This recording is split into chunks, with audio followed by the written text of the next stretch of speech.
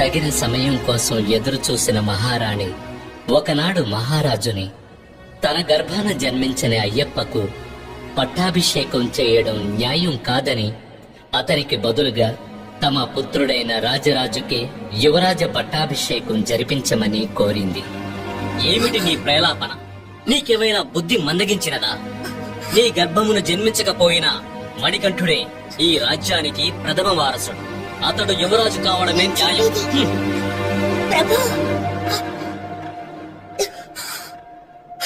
మహారాణి కోరికను మహారాజు నిరాకరించడంతో మహామంత్రి మహారాణి ఏకమయ్యారు. మణికంఠుని పట్టాభిషేకాన్ని అడ్డుకోవడానికి మహామంత్రి సలహా మేరకు ఒక ప్రమాదకరమైన పనిని అయ్యప్పకు అప్పగించాలని పథకం వేశారు.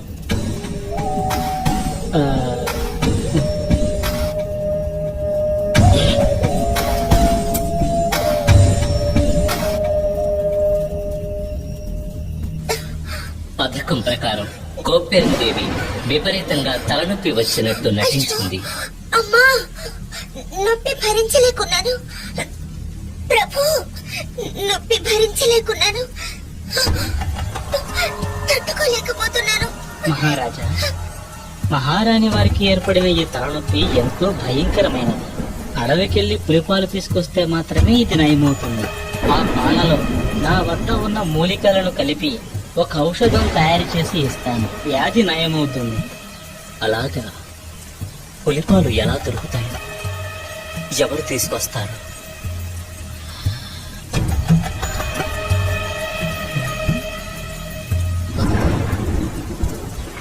తండ్రి, తల్లిగారి తలనొప్పి పోయేందుకు నేనే అడవికి వెళ్లి పులిపాలు తీసుకొస్తాను. తండ్రి, ఆలోచించకండి. అడవికి వెళ్లేందుకు నాకు అనుమతినివ్వండి.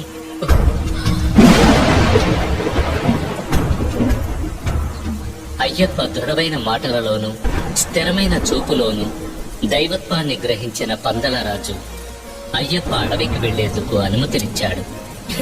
ఇది విన్న మహారాణి కోప్పెరందేవి మహామంత్రి తమ పథకం నెరవేరబోతోందని పొంగిపోయారు.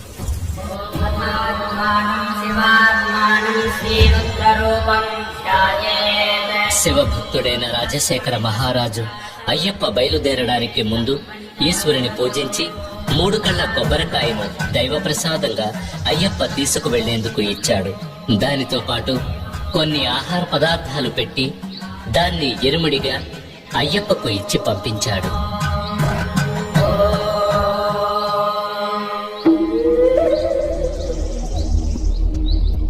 హరిహరసుతుడైన అయ్యప్ప అవతరించింది ఒక అసుర సంహారం కోసమే.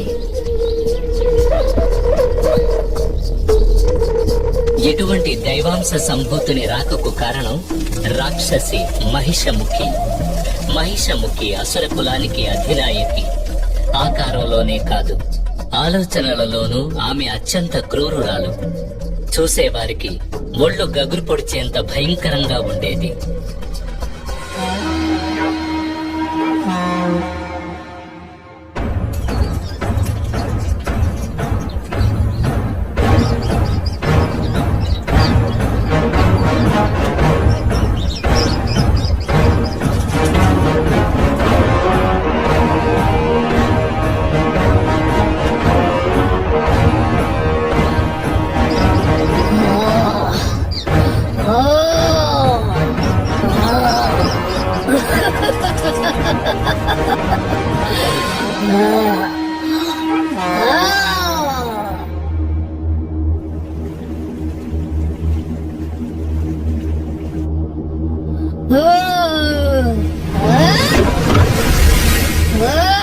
అంతటి క్రూరురాలైన మహిషముఖి ఒకప్పుడు భయంతో వణికిపోయిందంటే మనం నమ్మగలమా?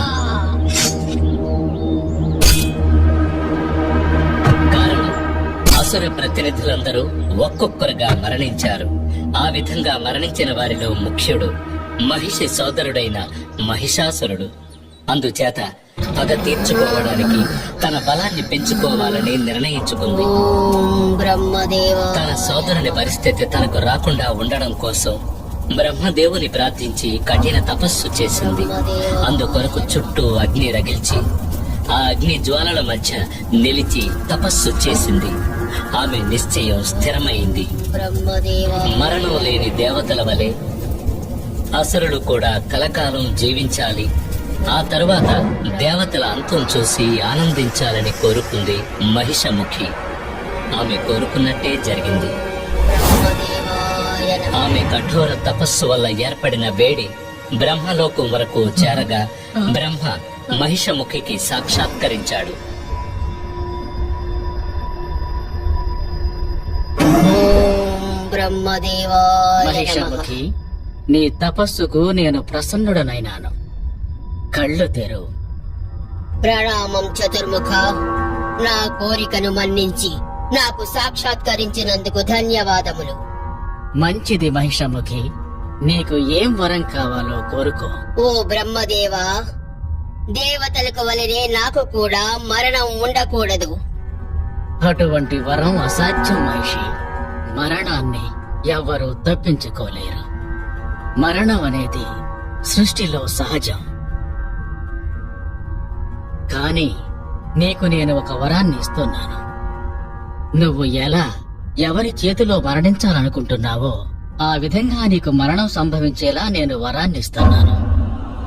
బ్రహ్మదేవా, నీరు, నిప్పు, భూమి, గాలి మరియు ఏ విధమైన వ్యాధి వల్లను ఆయుధం వల్లను నాకు మరణం సంభవించకూడదు.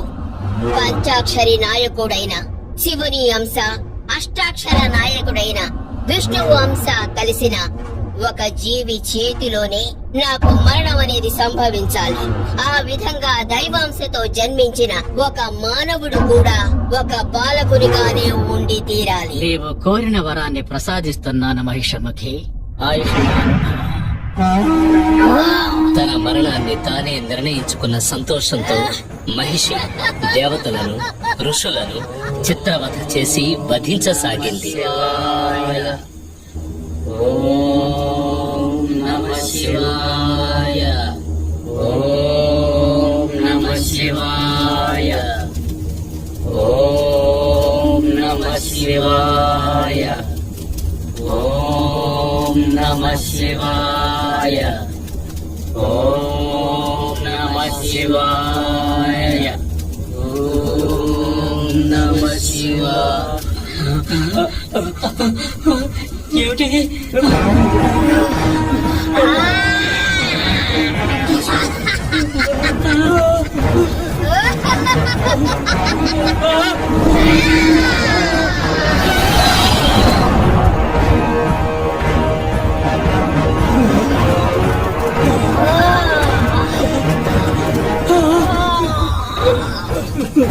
పరమేశ్వరా!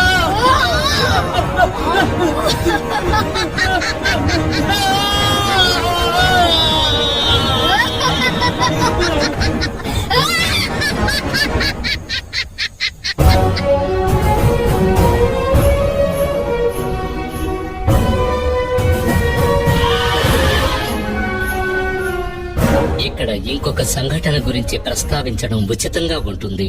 ఒకనాడు ఇంద్రుడు ఐరావతంపై సంచరిస్తూ ఉండగా దుర్వాస మహర్షి ఎదురైనాడు. దేవదేవ, మహావిష్ణు సతి మహాలక్ష్మి ఆశీస్సులతో ఇచ్చిన ఈ పూలమాలను నీకు కానుకగా ఇస్తున్నాను. దీనిని గ్రహించి సుఖంగా ఉండు.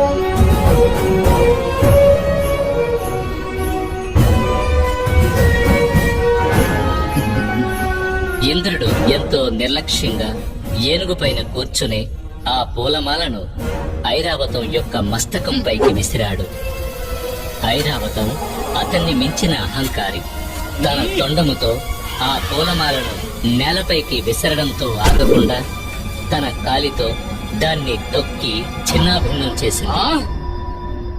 ఎంత పని చేశావు దేవేంద్ర! ఇక నీతో పాటు నీ దేవతలందరూ మానవుల వలె ముసలితనాన్ని పొంది అవస్థపడుతురుగాక.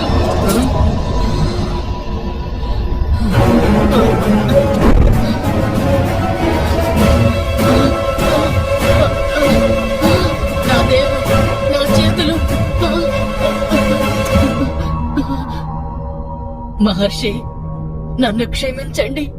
నేను అహంకారంతో నా ఒళ్ళు మరచి తప్పు చేశాను. నాకు తమరే శాప విమోచనం కలిగించాలి మహర్షి. అహంకారంతో ఒళ్ళు మరిచి అనుచితంగా ప్రవర్తించావు. సరే పోనివ్వు. పాలకడలిలోని అమృతాన్ని సేవిస్తే మాత్రమే నీకు శాప విమోచనము కలుగుతుంది.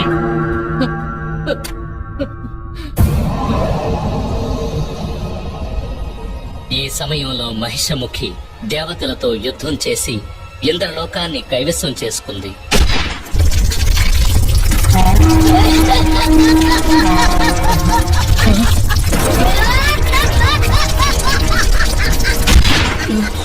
దేవతలందరూ పారిపోయి దాక్కున్నారు.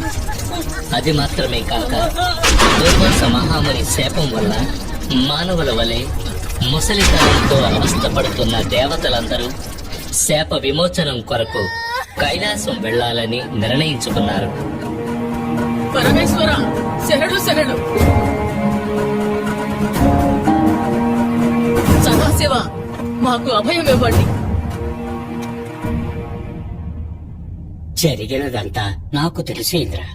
ఈశ్వర, మాకు ఏర్పడిన ఈ కష్టం నుండి తమరే మమ్మల్ని రక్షించాలి. బలహీనులైన మీరు పాలకడలను మదించడం అసాధ్యం.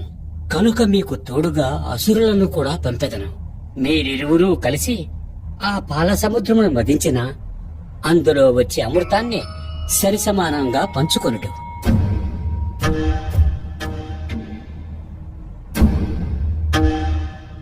నా ఆజ్ఞానుసారం మీరు కూడా దేవతలతో కలిసి పాలకడలని మదించండి.